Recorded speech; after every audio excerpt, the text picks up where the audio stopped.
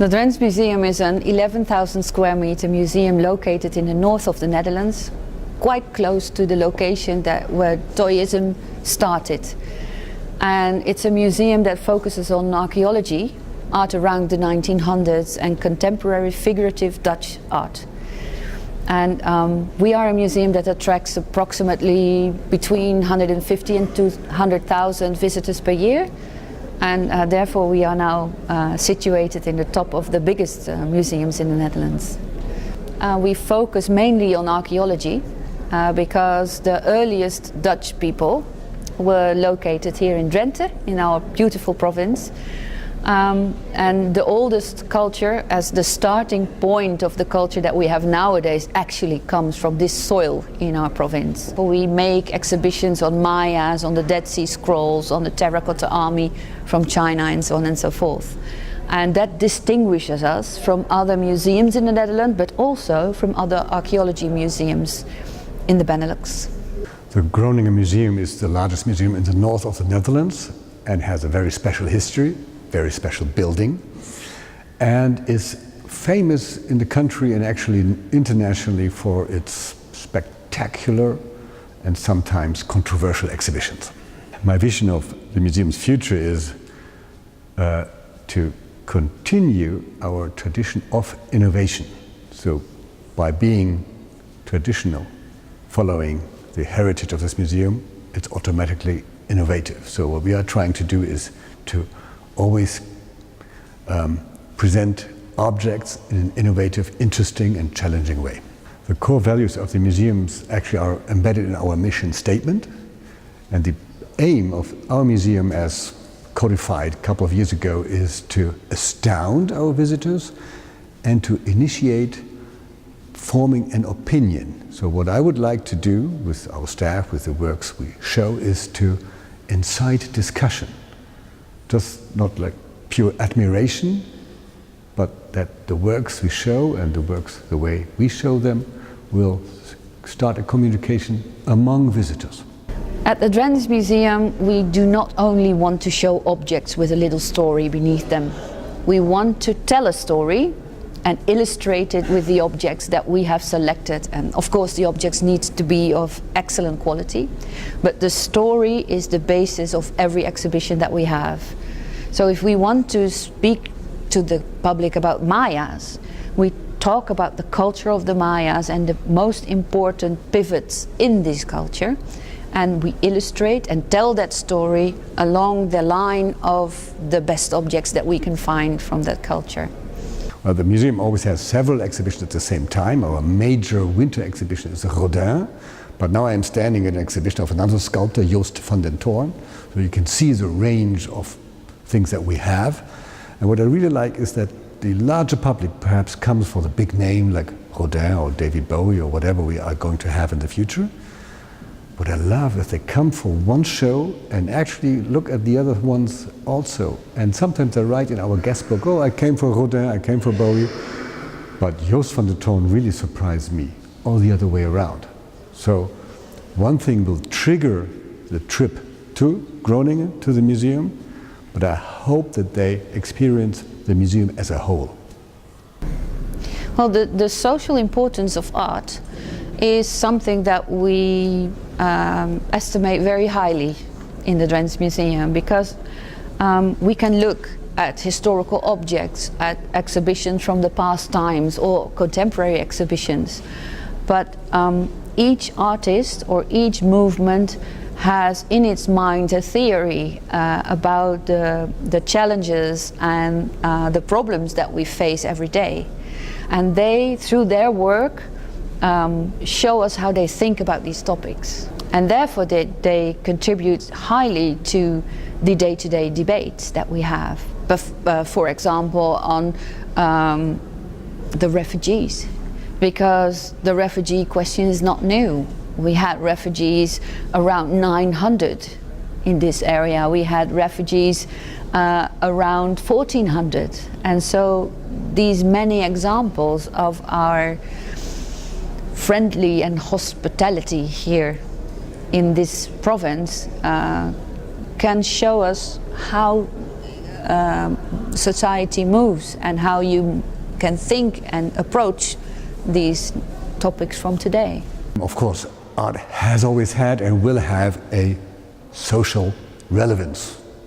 I mean, what we do is show heritage, the history of the region of art, to conserve what we now think is relevant for the future. We learn from history for the future. And of course we show contemporary art. So we are part of the debate on issues that concern everybody. So indeed, we invite all visitors to use the museum as a social place of interaction. I mean, the classic idea is that what I like to achieve in a museum or with art is first trigger the emotion. Say, oh, beautiful, oh, wonderful, oh, impressive, oh, well done. And then you trigger curiosity. What's behind? Is there more than that? And then people start to study and read and do something about it. So, but emotion always comes first. In a way, the mission of the Groninger Museum and the Toyists is not so different. You know, by making art public, by making art accessible, by telling stories, by using fresh colors. I mean, they do that, we do that. They try to, I think, to invite the public to think about art, and perhaps even to make art themselves. I mean, they work in the open air. I mean, a museum, you just enter, you pay admission, it's inside, you know what you do, but the Toyists do things outside, and people don't have a choice. You know, they walk by, they go by, they see things. And what I like about them, and what I almost am envious about, is that they can, you know, trigger something in people's minds without them really choosing to go to a museum. And we often have a classic museum public, people already interested in art. But if you decorate a water tank or a hotel or whatever they do, and many non-art interested people are confronted with their work. So they can't escape it. And the way they do it, I think, is very good. It's intelligent, but it's also cheerful. So it's not the immediate barrier that many people often have with contemporary art. They think, oh, I don't understand it, oh, I don't like it, it's ugly. It doesn't work with them. But it's much more intelligent than just, oh, nice and decorative. Toyism is a very interesting movement in relation to the social and the society challenges that we encounter every day, because through their language, their art language, they have a very lively and vibrant style in their work, and yet at the same time they address topics that are very actual and not always very easy.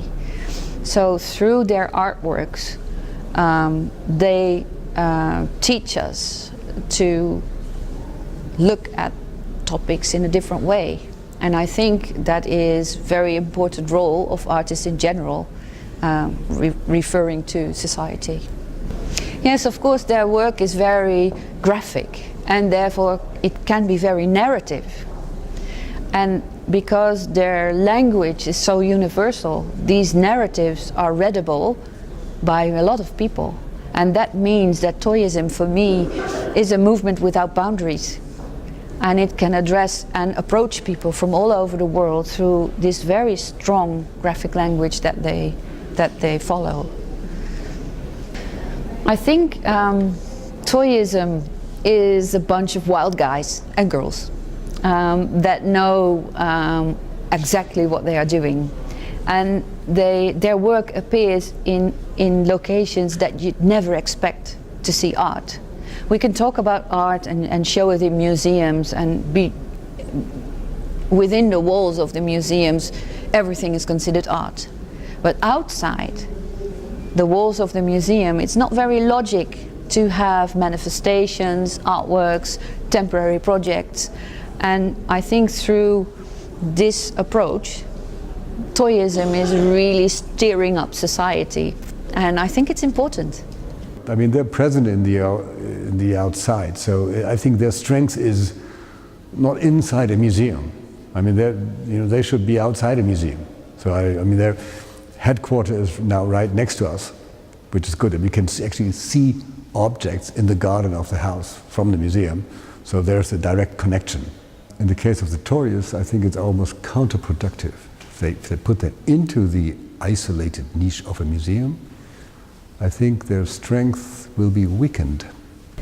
Well, other art movements usually start with a manifesto, or with a group of people that paint or draw or film in a similar manner.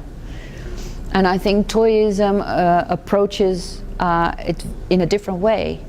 Their language is more graphic, their ideas are more widespread, and the group is very diverse. So it has many artists from different countries, so they can address global challenges and issues that other movements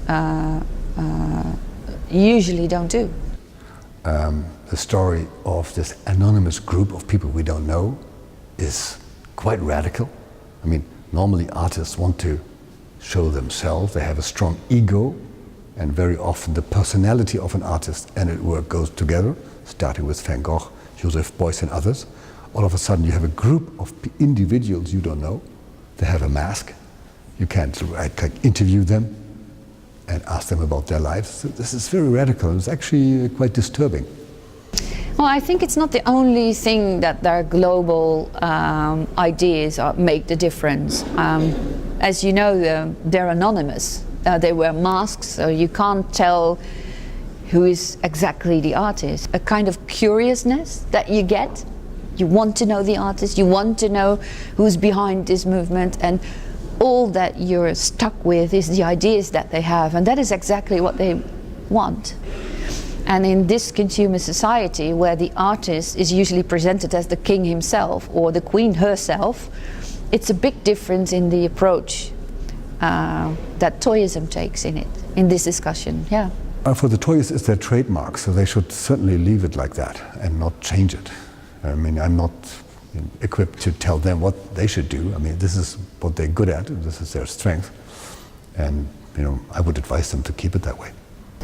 For them to be anonymous is their strength. But for me, it's also very annoying because I really want to know who's behind it. And I think that gives a kind of tension that is very interesting and that you don't see very often. So they appear in rare places, you don't know who they are, you're stuck with their ideas, and you actually want to know more. A Toyist needs to embrace the language that Toyism uses, because if you don't, then you cannot identify yourself with the artwork anymore. So you have to be behind the idea, and you have to be able to put the group identity before your own identity. And I think it's also very important that you have an idea about the approach to the public. Surprise people, exhibit in very challenging places, and spread the ideas around the world. That should be one of your focuses. I will wish the Toyists the best of luck here in Groningen, in Holland, internationally. They do great things. They transform an environment. This is the best an artist can do. Yeah. They improve an environment. They challenge people. They may develop more. I mean, what they do that for quite a while. I would like to see a direction. Where are they going to? Now you ask me where you want to see the museum in 5 years, or how do you want to be remembered?